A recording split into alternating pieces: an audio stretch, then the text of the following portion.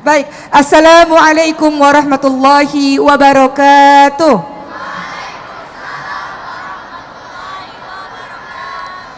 Alhamdulillahi rabbil alamin wa bihi nasta'in ala umuri dunya waddin wassalatu wassalamu ala asyrafil anbiya'i wal mursalin wa ala alihi wa sahbihi ajma'in amma ba'd.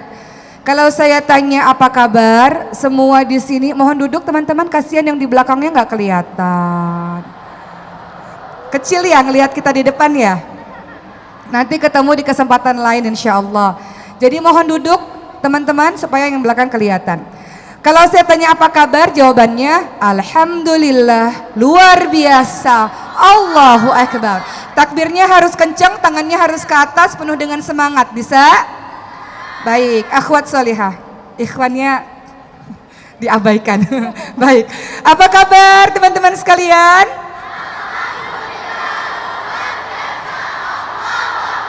Suara saya terdengar sampai belakang? Baik, saya akan perkenalkan satu persatu pada hari ini tamu-tamu kita yang Masya Allah. Saya akan mulai dari sebelah kiri. Ini ada Kakak Alisa Subandono. Mana yang fansnya Kak Alisa? Coba tunjuk tangan. Masya Allah, Masya Allah. Jadi dulu saya masih di kampung halaman di kota Batam, udah ngelihat Kak Alisa Subandono ini berseliweran di televisi. Dulu film yang ditonton senang, riang, bener gak? Ya, jadi beliau waktu itu pertama kali ngelihat beliau itu, bener gak? Kak Ica, jadi Ica ini atau Alisa Subandono ini pertama kali waktu itu yang saya lihat ada di filmnya Petualangan Sherina. Setelah itu berseliweran ke berbagai macam sinetron, Masya Allah. Beliau luar biasa teman-teman sekalian, menamatkan S1-nya di Monash University di Australia dan kemudian melanjutkan S2-nya di London School mengambil Public Relation. Jadi insya Allah solihah dan juga pandai insya Allah dengan keilmuannya, dengan pengalaman yang sangat banyak. Kemudian bintang tamu yang kedua adalah Kak Dini Aminarti. Kak Dini Aminarti ini Masya Allah luar biasa. Tapi sebelum Kak Dini, kita pengen dengar Kak Ica menyapa teman-teman sekalian. Boleh Kak Ica menyapa dulu teman-teman sekalian? Assalamualaikum warahmatullahi wabarakatuh. Masya Allah ini ramai banget. Terima kasih semuanya sudah dari siang di sini. Oh dari pagi, oh maaf, iya salah ya. Iya dari pagi, jauh-jauh. Siapa yang dari luar kota? Wah Masya Allah banyak banget ternyata ya. Kak Ica, tahu nggak luar kotanya di mana? Enggak, di mana? Di Bekasi.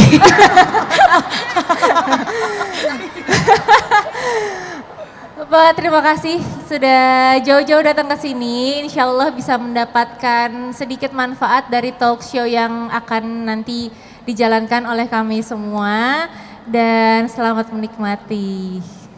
Baik, Kak Ica, terima kasih. Takbir, Allahu Akbar.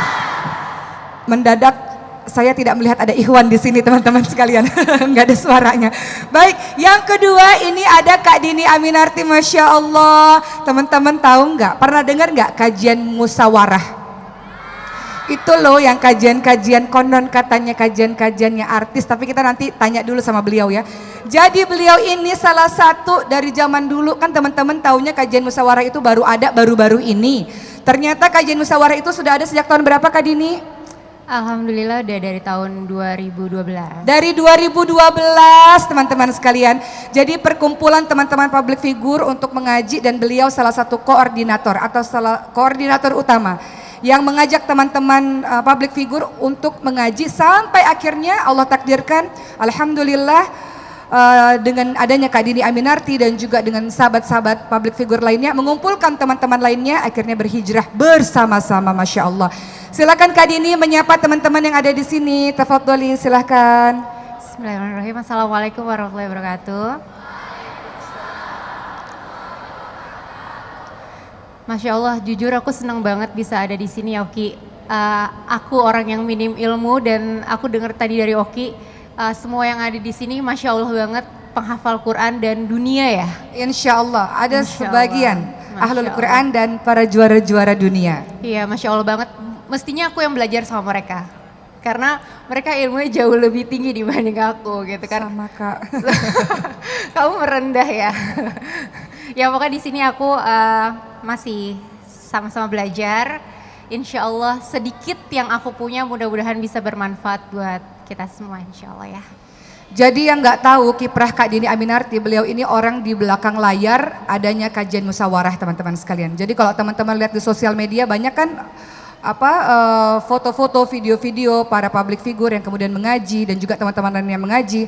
Beliau salah satu bersama dengan teman-teman lainnya yang mengumpulkan teman-teman lainnya, memanggil para ustadz untuk teman-teman public figure bisa berhijrah, Masya Allah. Jadi tidak harus berdakwah itu di depan panggung teman-teman sekalian. Ada orang-orang di belakang layar yang juga berdakwah dengan caranya masing-masing. Dan terakhir, siapa ini? Jangan tepuk tangan, takbir aja, takbir. Jadi di sebelah saya rasa-rasanya kok mukanya mirip sama saya teman-teman sekalian ya. Jadi di sebelah kiri ini namanya adalah Ria Yunita. Nama bekennya Ria Ricis katanya, konon katanya. Ria Ricis singkatan dari Ria Cantik dan Manis ya. Jadi Ria Ricis akan menyapa teman-teman sekalian. Siapa di sini yang senang sama Ria Ricis? Coba tunjuk tangan. Berarti kayaknya bukan generasi kami nih. Ini harusnya generasinya Ria Ricis. Silakan Ria Ricis untuk menyapa teman-temannya. Tafadholi. Belum. Assalamualaikum warahmatullahi wabarakatuh. Yang IGS tag ke Instagram aku ya, nanti aku repost.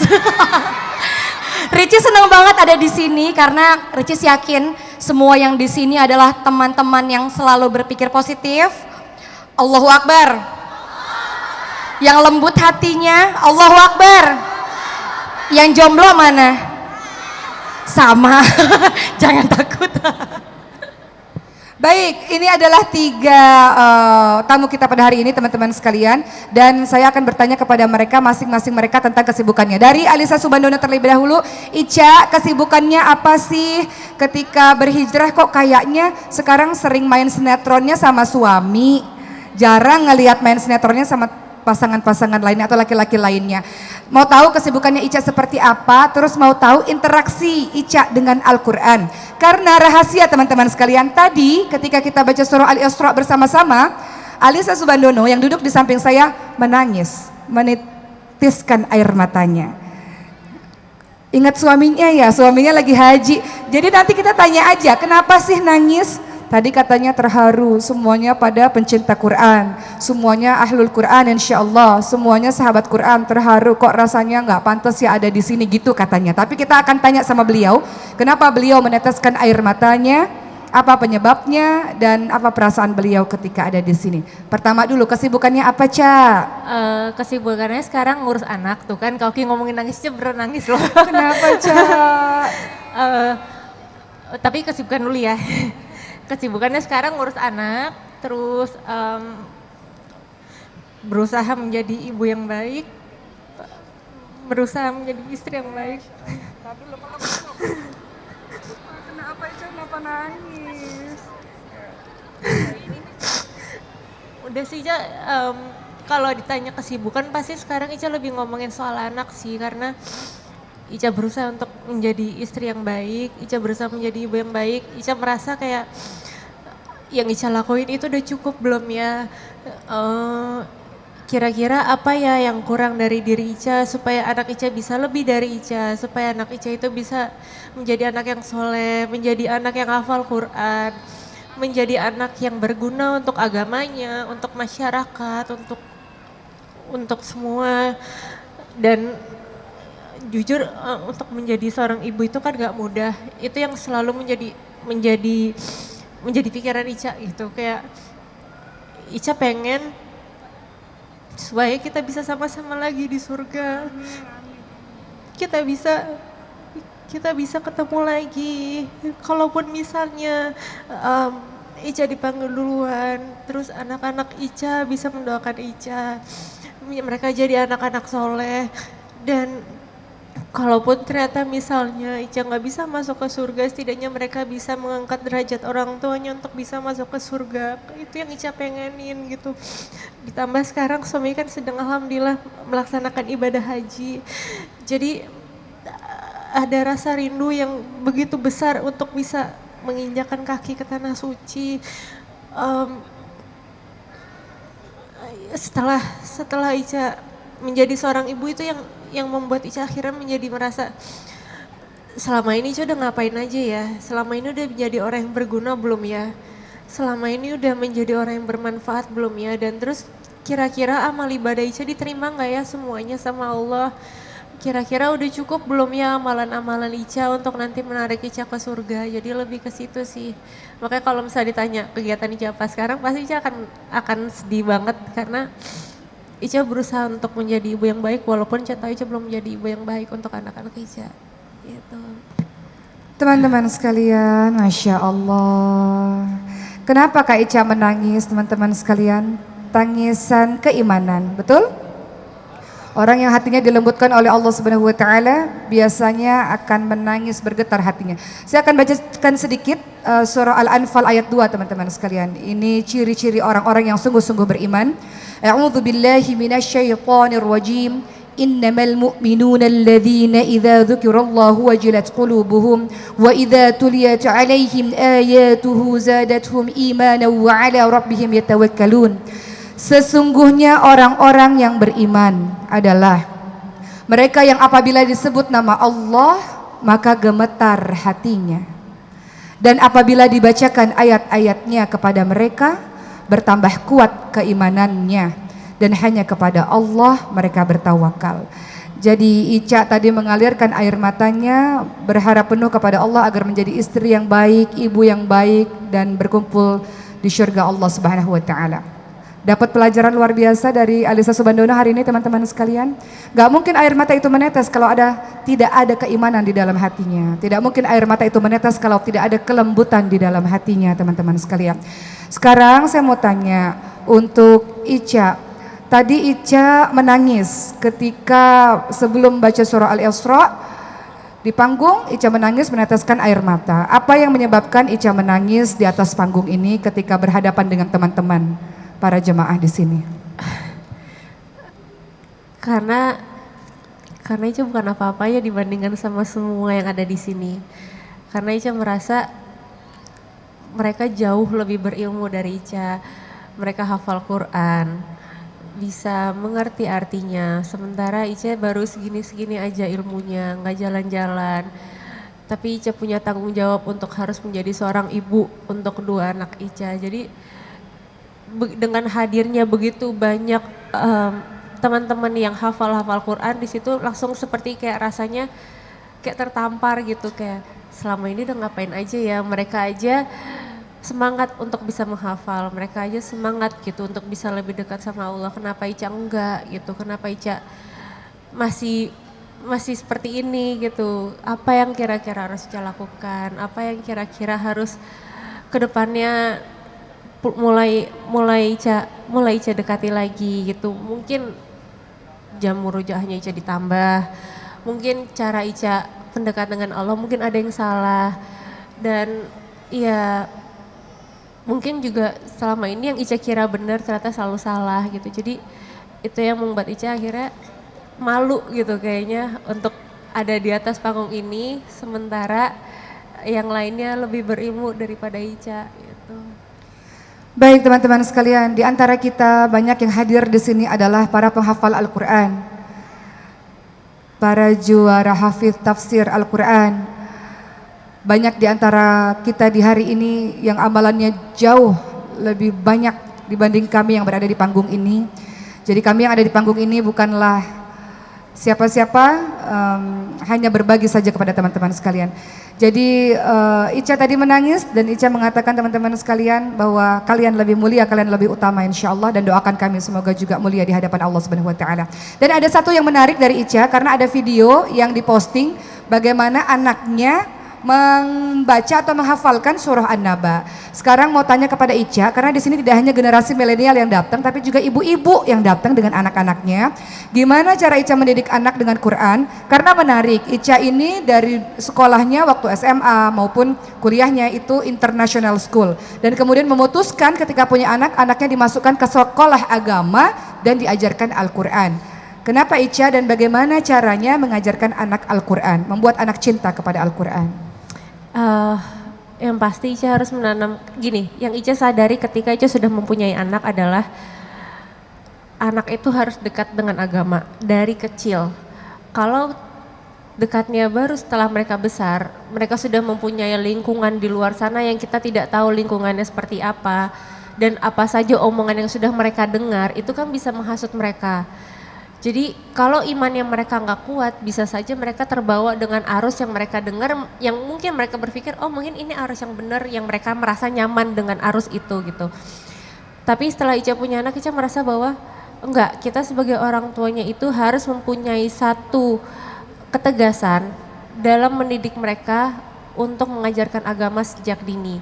Dan anak-anak itu kan pada dasarnya, apalagi lagi golden age itu, mereka gampang sekali untuk menghafal dan meniru apapun yang ada di sekitarnya, baik itu yang baik ataupun yang buruk gitu. Nah, kalau misalnya kita dengarkan anak-anak kita dengan sesuatu yang baik, ya insya Allah yang mereka akan dengar itu selalu yang baik, yang akan mereka tanamkan kepada diri mereka itu selalu yang baik.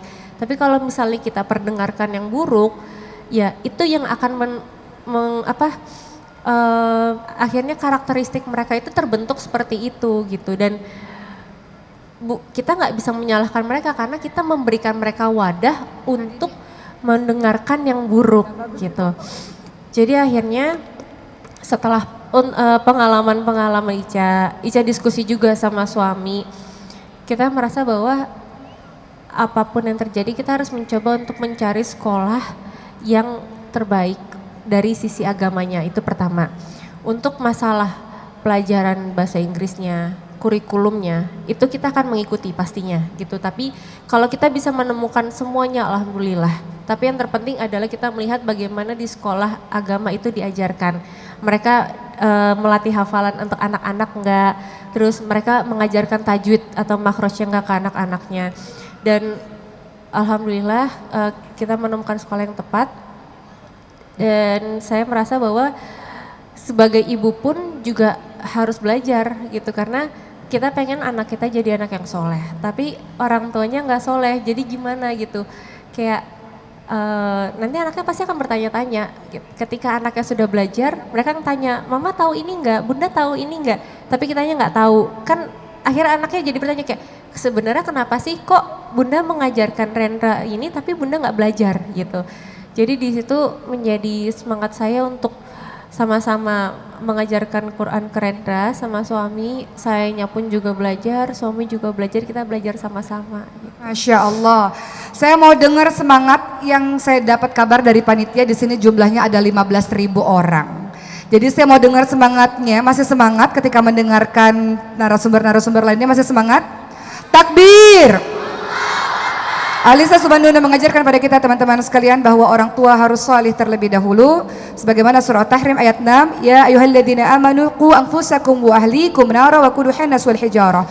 Wahai orang-orang yang beriman, jagalah dirimu terlebih dahulu dan keluargamu dari api neraka yang bahan bakarnya adalah manusia dan batu. Ingin anak salih, ingin anak jadi hafidh-hafidhah, ingin anak taat kepada Allah Subhanahu wa taala, maka ayah ibunya pun insyaallah bersama-sama taat kepada Allah Subhanahu wa taala. Dan sebelum kita ke Kak Dini Aminarti, ada satu cerita yang menarik yang bisa kita pelajari dalam kehidupan kita. Pernah pada suatu ketika teman-teman sekalian, ada seorang ibu dan ayah yang mengadukan perihal anaknya kepada Umar bin Khattab, Amirul Mukminin, Umar bin Khattab radhiyallahu anhu. Mereka mengatakan, wahai Umar, tolong nasihati anakku karena anakku ini nakal sekali. Anakku ini perlu engkau nasihati. Maka Umar pun memanggil anak tersebut. Dan anak tersebut mengatakan, tunggu dulu ya Amirul Mukminin, sebelum engkau menasihati aku, tolong beritahu kepadaku apa tugas orang tua kepada anaknya. Maka Umar bin Khattab radhiyallahu anhu mengatakan, tugas orang tua kepada anaknya yang pertama adalah mencarikan ibu yang baik. Kedua, memberikan nama yang baik. Dan ketiga, memberikan pendidikan agama Al-Quran kepada anaknya. Maka sang anak mengatakan, ketiga-tiganya orang tua saya tidak melakukan. Umar bin Khattab pun mengatakan, orang tuamu sudah durhaka kepadamu sebelum engkau durhaka kepadanya. Jadi pendidikan Al-Quran, pendidikan agama wajib diajarkan di rumah. Dan juga ternyata menurut Alisa Subandono, sekolah terbaik adalah sekolah agama. Sekarang kita akan masuk ke Kak Dini Aminarti. Kak Dini, apa kabar? Alhamdulillah. Sehat Kak? Lagi batuk pilek. Batuk pilek. Cis, sabar ya Cis. Nanti terakhir. Save Gak the best for the apa-apa. last. Sampai besok juga gak apa-apa ya. Jangan diain. Kak Dini sekarang sibuknya apa? Kalau Ica ngurus suami dan anak, kalau aku ngurus suami pastinya. Ngurus suami, soalnya suaminya tadi masuk UGD teman-teman sekalian. Mohon doanya ya. Terkadang Ya, kita, Kak Dini kan teman-teman tahu nggak perasaannya. Jadi suami lagi sakit masuk rumah sakit, tapi kita harus datang untuk bertemu dengan teman-teman sekalian. Jadi mohon doanya supaya Kak Dimas Seto diberikan kesembuhan oleh Allah. Kak Dini tolong cerita dong perjuangan dakwahnya Kak Dini, karena 2014 Kak Dini pernah kesini juga bersama dengan komunitas One Day One Juice bersama 70.000 orang, betul kan Kak Dini, mendeklarasikan cinta Quran. Jadi kita pengen tahu seorang Dini Aminarti perjuangan dakwah di belakang layarnya seperti apa sih, kan orang belum banyak tahu. Silakan Kak, coba cerita Kak, supaya orang-orang juga semangat untuk dakwah dengan caranya sendiri-sendiri. Aku malu loh Ki sebenarnya. Apa yang harus aku ceritain, yang tadi aku bilang kalau aku minim ilmu beda sama yang semua yang ada di sini gitu kan. Apa ya? Aku sebenarnya nggak melakukan apa-apa. Intinya aku cuma membantu suami, dan juga salah satunya ada suami Ica juga di pengurusan musyawarah untuk menjalankan kajian musyawarah itu aja gitu. Dan aku memang sebenarnya nggak melakukan apa-apa, cuma itu aja. Aku cuma membantu aja. Kajian musyawarah itu sebenarnya apa sih Kak? Kan kalau kita orang-orang umum melihat, wah artis-artis, karena setiap kali saya datang ke berbagai macam tempat, banyak sekali jemaah mengatakan, wah artis-artis sekarang sudah mulai berhijrah. Padahal kan hijrahnya udah lama sebenarnya. Cuman karena ada sosial media, jadi orang-orang baru tahu para artis ini berhijrah. Ditambah lagi ada kajian musyawarah. Apa sih kajian musyawarah itu sebenarnya? Dan menurut Kak Dini, lihat artis-artis, teman-teman artis ikut berhijrah, gabung di musyawarah, itu seperti apa sih Kak? Dan kenapa pentingnya mereka mengumpulkan mereka dalam satu komunitas? Iya, kalau kita ngomongin musyawarah itu sebenarnya ada singkatannya. Singkatan musyawarah itu muda, sakinah, mawaddah, warohmah. Karena kita bikin saat itu kita masih muda. Ya sekarang juga masih muda kok. Iya masih muda ya. Awalnya dibikin itu memang 2012 dengan tujuan di saat kita selesai syuting, kita pengen tetap ada silaturahmi antar satu sama lain. Biasanya kalau dulu kan berpikir silaturahminya ya udah kita bikin arisan gitu kan. Itu kan nggak ada manfaatnya sama sekali. Sampai pada akhirnya suami aku dan suaminya Ica bilang kita bikin kajian aja, memang khusus untuk teman-teman pekerja seni. Dengan maksud menjaga silaturahmi itu. Dan jujur sebenarnya banyak banget yang tanya, boleh nggak sih kita datang? Apa emang kita harus jadi artis dulu untuk datang ke musyawarah gitu kan? Sebenarnya bukannya nggak boleh datang, kita juga ada takbik akbar. Setahun 2 kali kita bikin di masjid juga, itu untuk umum. Tapi kalau yang memang kita bikin sebulan sekali itu memang kita prioritas ke teman-teman pekerja seni, karena cenderung gini loh, banyak orang yang baru belajar tapi dia malu kalau ketemu banyak orang. Jangankan gitu, ada beberapa teman dekat aku aja, mereka nggak mau datang. Mereka pikir nanti aku disuruh ngaji, nanti aku disuruh ini, aku ditanya ini itu. Ya pemikiran itu ya akhirnya banyak muncul di teman-teman pekerja seni yang memang awalnya mereka baru hijrah. Cuma ya akhirnya aku berusaha untuk pendekatan lagi ke mereka. Aku kasih tahu kalau hijrah tuh nggak seserem yang kalian bayangkan. Hijrah tuh seru kok gitu kan, dan kita memang balut musyawarah itu dengan ada kegiatan safarnya pun juga yang bukan hal-hal yang menakutkan gitu kan. Ya kita kasih pengertian itu juga sama teman-teman kita, dan alhamdulillah ya sekarang udah banyak banget teman-teman pekerja seni yang hijrah. Udah banyak teman-teman pekerja seni yang udah menggunakan hijab. kalau aku pribadi melihat itu semua, aku senang, aku bangga. Nggak bisa dipungkiri, Allah itu maha baik. Allah menutup aib aku khususnya secara pribadi. Kalau Allah, mungkin kalau misalnya Allah membuka aib aku nggak tahu gitu kan. Aku mungkin sekarang nggak tahu akan kayak gimana kondisinya. Allah baik banget sama aku, Allah baik banget sama semua teman-teman. Dan cara kita berusaha adalah kita melakukan kebaikan. Karena insya Allah apa yang kita lakukan, semua followers kita pasti insya Allah akan mengikuti apa yang kita lakukan. Dan itu menjadi amal jariah buat kita. Kalau aku sih sekarang lebih berpikir banyak melakukan kebaikan karena untuk menutupi dosa jariah aku zaman dulu. Zaman dulu kalau misalnya aku bilang, ya astagfirullahaladzim, kalau misalnya aku flashback kadang-kadang ada sinetron yang tiba-tiba masih suka tayang lagi, rerun kayak gitu, aku suka yang sedih. Aku sedih kadang-kadang aku sampai nangis karena astagfirullahaladzim, aku pakai baju kayak gitu. Itu banyak banget loh yang nyontoh gitu kan. Itu dosa jariah aku. Sampai akhirnya aku kadang-kadang suka mikir, ini bisa gak sih dihapus? Ini bisa gak sih kita komplain atau gak kayak gak usah gitu deh, di Google aja bisa search nama aku atau siapa. Oh ya Allah.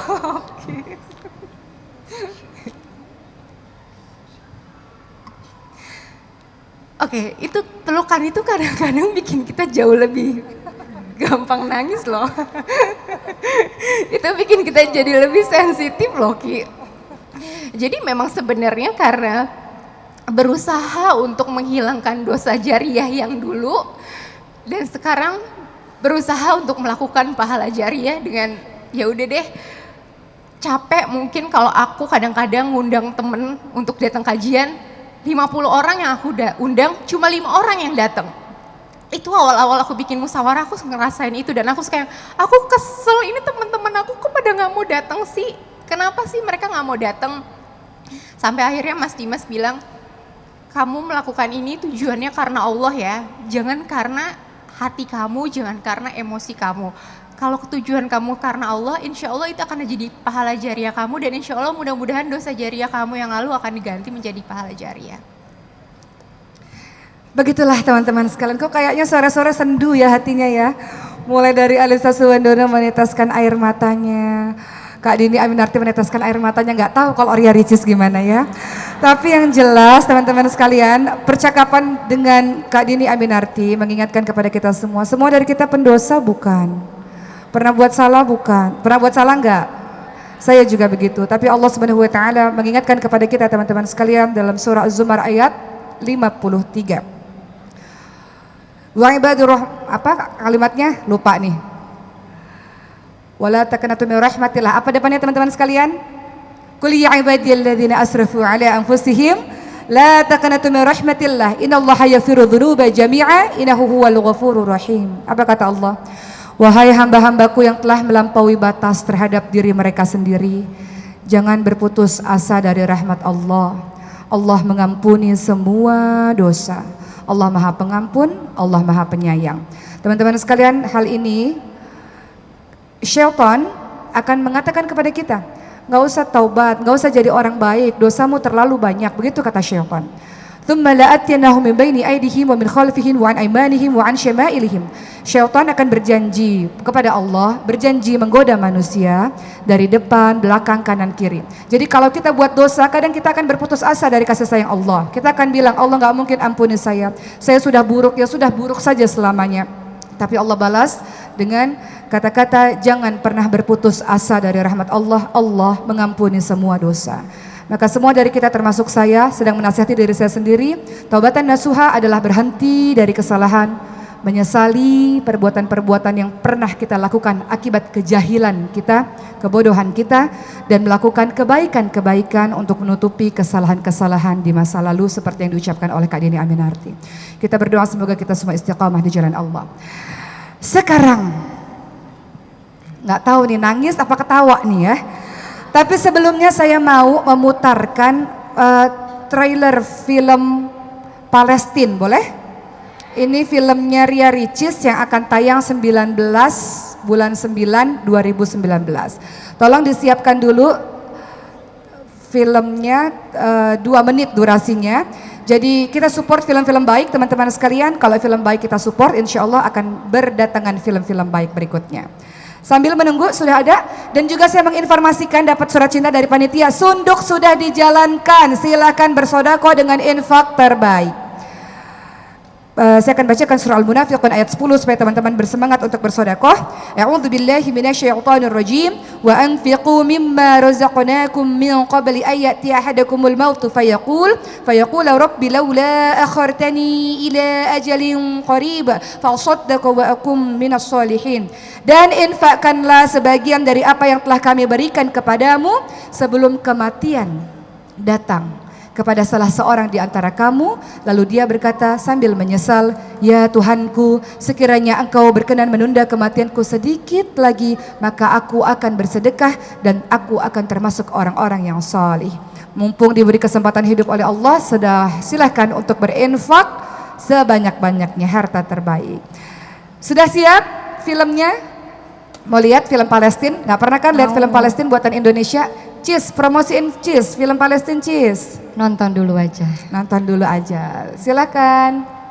Suaranya ada? Ki Zainal pernah bilang gini ke gue, hijrah itu ibarat lari maraton. Lo udah tahu pasti nih kapan seharusnya ngelangkahin kaki lo buat cepet-cepet ninggalin garis start.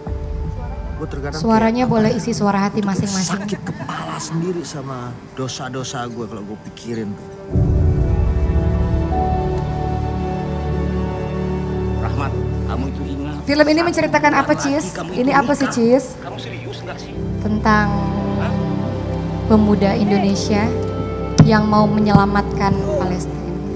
Yang mau menyelamatkan, Keluarganya meninggal. peduli dengan Palestina. Jadi ini syuting beneran di Palestina, teman-teman sekalian.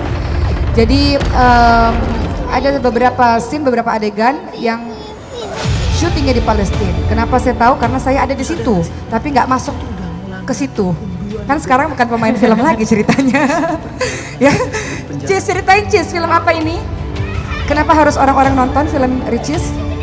Kenapa teman-teman semua harus nonton film Haya? Karena film ini bisa sekali menggetarkan hati kita semua. Karena rasa cinta yang begitu besar terhadap umat manusia tentunya. Terkhusus di Palestina. Betul sekali, karena saudara kita bukan hanya di Indonesia kan. Saudara kita ada di Palestina dan mereka membutuhkan kita semua, bukan hanya gerakan tangan tapi doa juga. Karena banyak generasi-generasi muda yang tidak paham tentang Palestina, jadi diadakanlah film ini. Jadi sambil diputar terus trailernya, saya mau tanya kepada Ricis, kesibukannya apa sih, Cis? Tar, mau semangat nggak? Mau dengar takbir? Takbir! Luar biasa. Ricis sekarang sibuknya? Sibuk apa? Alhamdulillah setelah segala permasalahan, Emang ada segala masalah, Cis? cobaan. Ya dari Ricis pasti tahu lah. Dari Ricis gitu. mana dari Ricis? Dari Ricis garis keras, Masya Allah. Ini sahabat aku semua. Dari rumah berangkat. Oh gitu, iya, emang dari rumah ya. Jadi Cis kesibukannya apa sih, Cis? Kesibukannya alhamdulillah setelah kemarin sempat jatuh bangun, Allah menitipkan alhamdulillah berkali-kali lipat, bahkan bukan cuma untuk Ricis sendiri, tapi untuk tim Ricis juga alhamdulillah, untuk keluarga juga. Dan sekarang lagi promo film Haya, lagi film jalan juga Wedding Agreement, lagi mau tayang juga film Aku Tahu Kapan Kamu Mati, ada juga film Setan Ngambek. Ada berapa tuh film Ricis? Ada 4 film bioskop. Terus juga di YouTube juga masih jalan, hari ini baru tayang video perlombaan Agustusan karena cinta terhadap Indonesia merdeka. Dan novel saya pamit alhamdulillah dicari-cari banyak penerbit. Emang akhirnya pamit kemana, Cis? tuh ini nih netizen nggak nonton Draw My Life nih. Siapa nonton Draw My Life? Alhamdulillah udah mau 3 juta itu viewersnya. Jadi kesibukannya nulis buku dan Nulis film. buku alhamdulillah. Banyak ya promonya ya. Alhamdulillah karena kan pengen banget jadi manusia yang berguna bagi lingkungannya. Khairun nas gitu. anfa'uhum linnas. Sebaik-baik orang adalah orang yang bermanfaat untuk orang lain. Betul, Ici, sekarang ya. kita datang di acara Jakarta Murojaah. Kita sama-sama baca Quran tadi. Sekarang teman-teman ingin tahu gimana sih interaksi Ricis sendiri dengan Quran? Gimana Ricis baca Qurannya? Gimana Ricis menjaga pergaulan, menjaga di dunia pekerjaan? Padahal Ricis adalah seorang muslimah. Karena kalau kita lihat YouTuber berkerudung kayaknya belum terlalu banyak. Kemudian Allah amanahkan Ricis, Allah kasih anugerah Ricis jadi seorang YouTuber. Ya adalah beberapa orang kenal lah Cis, alhamdulillah. Itu gimana sih caranya supaya Ricis bisa terus menjaga dan juga tadi interaksinya dengan Quran seperti apa? Kalau Ricis, alhamdulillah banget punya kakak kayak Mbak Oki, karena Mbak Oki punya banyak. Ini kakaknya Icis. Mau diakuin nggak? Oh, iya. Kalau Oke, nggak apa-apa terus. nih. Iya. Terus, Karena Cis? Mbak Oki punya alhamdulillah banyak banget santri dan kita belajar bersama. Kayak terakhir Ricis ngevlog dan bareng-bareng ngaji di rumah Qurannya Mbak Oki. Terus alhamdulillah juga banyak belajar dan di rumah Ricis alhamdulillah setiap sebulan sekali bahkan 3 minggu sekali pengajian di rumah bareng-bareng. Karena menurut Ricis senangnya rame-rame, ngaji rame-rame, berkumpul rame-rame, makan rame-rame, pengennya semua rame-rame. Karena bagi Ricis kalau sendirian tuh udah cukup jomblo gitu loh. Paham gak sih kalian semua? Paham jomblo lah ya.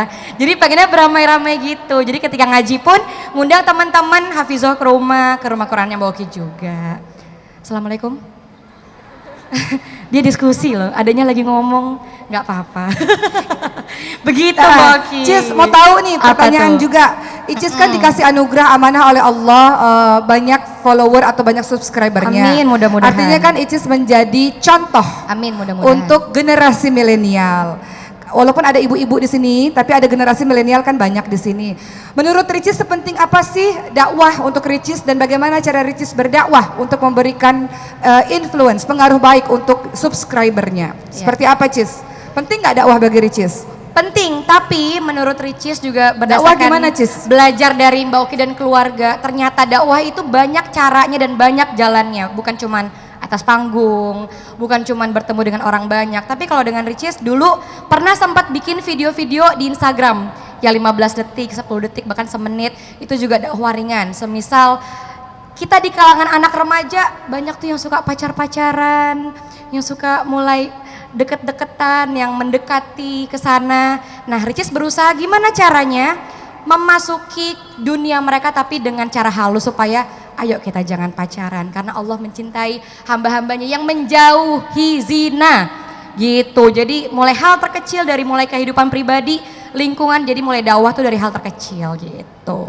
Dan seberapa penting Al-Quran untuk Ricis dan bagaimana interaksi Ricis dengan Al-Quran? Ini pertanyaan terakhir. Ya kok terakhir, yang lain banyak. Ini kan dari Ricis rame, mau sampai besok kan ya? Lah iya lagi. Cis, kan tidak mudah Betul. menjadi seorang muslimah, kemudian menjadi seorang YouTuber, kemudian kita tahu tim Ricis editor segala macam. Editor susah ya cari yang perempuan ya? Agak Susah sekali karena Ricis, ada Mbak Ella dan Mbak Riri, 3 orang tim perempuan itu benar-benar berlomba-lomba untuk gimana caranya mengurangi jam tidur tapi tetap sehat. Karena kita bisa dibilang hampir 24 jam produktif kerja, bahkan sampai pernah bilang ini badan kalau bisa dibagi 2 kita bagi 2 deh buat ngerjain ini itu gitu. Jadi seberapa penting Al-Quran menjaga Ricis dalam kehidupan Ricis? Penting sekali. Yang pertama, Al-Quran bisa menerangi kita di dalam kubur. Karena kan kita hidup gak cuma di dunia teman-teman. Jadi memang sangat penting untuk kedamaian hati. Terakhir waktu Ricis saya pamit itu berita di mana-mana rame, di mana-mana. Yang Emang bikin- trending Cis? Trending. Oh. Tapi trending 2 Denny Cagur. Aku cuma trending 4. Tapi itu benar-benar penenang hati Al-Quran. Aku sempat ke Masjid Istiqlal tapi sempat tutup karena emang terlalu lama di perjalanan. Jadi sempat ya Allah tutup, aku pengen mendekati diri lebih lagi. Jadi memang Al-Quran, Allah Subhanahu wa taala, bersalawat itu sebenar-benarnya dan hal yang paling benar untuk menenteramkan hati dan gak ada yang lain. Percuma mau curhat sekalipun ke keluarga itu gak akan setenang kalau kita curhat di sejadah menghadap ke Allah Subhanahu wa taala. Baik, Ricis, Thayyib, alhamdulillah sudah selesai ya Cis? Masih mau tahu. Baik teman-teman sekalian, waktunya udah mau maghrib soalnya Cis. Iya. Jadi teman-teman sekalian dari pembicaraan dengan Ricis kita bisa belajar kalau terjadi apa-apa dalam kehidupan kita, Allah ingatkan kepada kita, ya ayyuhalladzina amanu ista'inu bis-sabri was-shalah, mintalah pertolongan kepada Allah dengan sabar dan dengan salat. Terjadi apa-apa kepada kita, Allahus Samad, Allah tempat bergantung teman-teman sekalian. Dan wala tahinu wala tahzanu wa antumul a'launa in kuntum mu'minin. Jangan lemah, Cis. Jangan Ya. sedih, Cis. Baik. Engkau akan ditinggikan derajatnya kalau engkau adalah orang-orang yang beriman. Aku punya insyaallah. quotes Moki. Apa tuh? Dan ini sebagian dari sudah pada hafal. Hal besar akan datang kepada orang-orang yang bersabar. Bersabar. Baik, sekarang udah di sesi terakhir, mau closing statement dari Alisa Subandono, closing statement dari Kak Dini Aminarti, dan closing statement dari Ria Ricis. Tafadholi, silakan. Iya. Intinya adalah sekali lagi terima kasih karena sudah datang ke sini, kita sama-sama berbagi ilmu. Terima kasih juga sudah menginspirasi saya agar bisa menjadi pribadi yang lebih baik lagi. Mohon maaf kalau misalnya ada salah kata atau kurang berkenan di hati karena kesempurnaan hanya milik Allah Subhanahu wa taala. Yang terpenting adalah yuk kita sama-sama menjadi pribadi lebih baik lagi dengan mendekatkan diri kepada Allah Subhanahu wa taala. Dan saya yakin semua jamaah yang datang di sini semua sudah memiliki pribadi yang baik, yang jauh lebih baik dari saya. Tapi saya mendoakan supaya bisa jauh lebih baik lagi dan tolong doakan saya juga agar saya bisa istiqomah. Amin.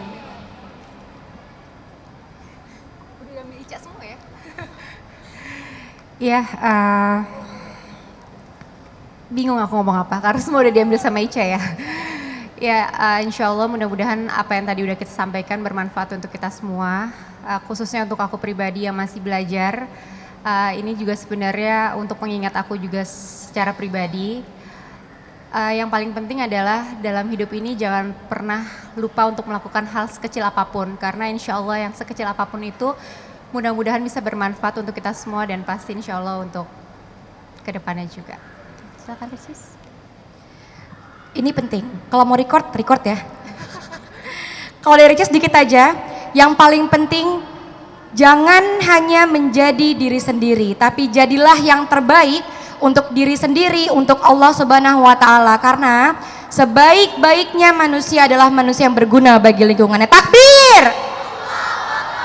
Masya Allah, itulah teman-teman kita, teman-teman sekalian. Sebelum saya akhiri, ada informasi bagi teman-teman yang berlatar belakang yatim piatu, mu'alaf, du'afa, yang ingin belajar Quran tapi tidak punya biaya, boleh mendaftarkan diri di Maskanul Huffaz.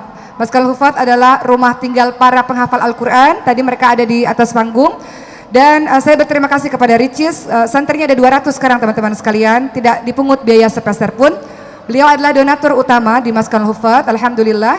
Dan siapapun, banyak dari kita yang ingin belajar Quran cuman mengatakan saya nggak punya uang, bayar pesantren mahal. Jadi silahkan datang ke Maskanul Huffaz untuk belajar selama 1 tahun insya Allah.